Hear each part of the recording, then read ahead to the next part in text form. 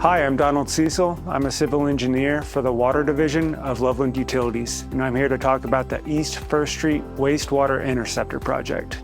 The project will kick off in mid-December, starting with pre-construction activities. Construction is expected to last through the spring and wrap up in early May.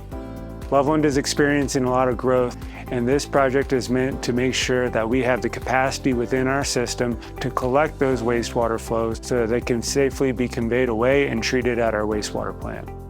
The project consists of a new 36-inch wastewater collection pipeline. It'll collect wastewater flows from the east side of Loveland, carrying them from Willow Park all the way west to the intersection of North Denver Avenue. There's an existing 24-inch wastewater collection pipe within East 1st Street. That is near capacity, especially considering the anticipated growth on the east side of town. To install the new wastewater collection pipe, we'll need to install a trench along the entire length of the right-of-way for the project. For the majority of construction, we expect to be able to maintain eastbound traffic, closures mostly to westbound traffic only.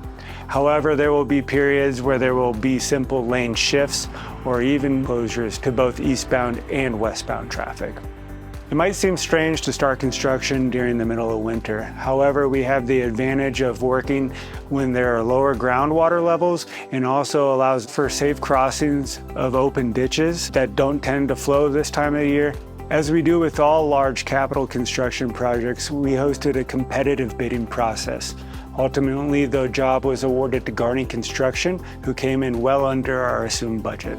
This project and future phases were identified within our wastewater collection master plan as critical infrastructure projects needed to serve the community today and in the future. You can find out more and track the project's progress by going to letstalkloveland.org.